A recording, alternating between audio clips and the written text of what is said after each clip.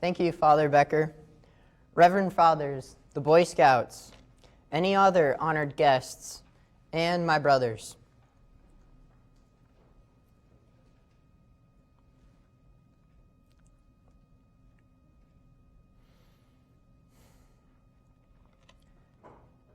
The humble heart is one that refuses to define itself. These are words spoken by my priest hero, Father Paul Hazing. My first experience with Father Paul Hazing was in 6th grade while he was associate pastor at my parish in small town Nebraska. All the boys in my class were playing football in the gravel parking lot across from St. Patrick's Church that acted as our field. When all of a sudden, this dude in a collar came up and asked if he could be quarterback. I looked at him quizzically and tossed him the ball and lined up for a pass. The first play from scrimmage, he threw a touchdown pass, and I was in awe. I remember being floored at the fact that somebody could be so ordinary and so cool, but at the same time be extraordinary as a priest. What makes Father Hazing so extraordinary are none of the offices that he has held or the titles that he goes by, which include Tommy of the Year, RA of the Seminary, former Vocations Director of Omaha, and current Vice Rector at Kenrick Glennon Seminary. Rather, the quality of knowing who he is himself and being known by God, allowing himself to be known by God, is what makes him such a magnetic person to be around.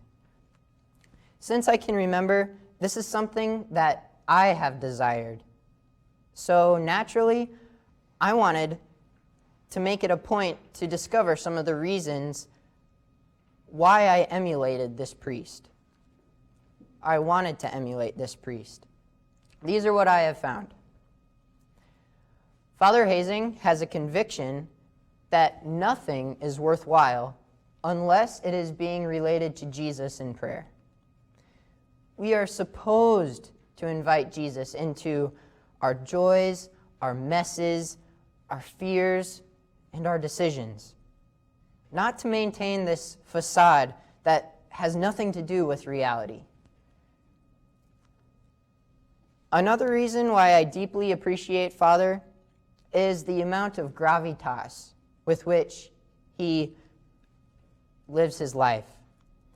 There is a weightiness about his words and actions that leaves those whom he encounters a deeper sense of God's love. Every homily, he allows for a long pause at the beginning, which is meant for entering further into the sacredness of silence. Only then does he begin to relate the convictions which are the fruit of his prayer. Even though I could go on and on about why I look up to Father Hazing, I recall that there is a danger at hand. Sometimes in presenting a talk like this, one can want to become their priest hero. As a freshman, I had these types of aspirations, and I tried to define myself in terms of him. Such was the case for me when I first entered seminary. But reality is that the world already has a Father Paul Hazing. Brothers, what the world really needs is for you and I to continue seeking the path that God has laid out just for us.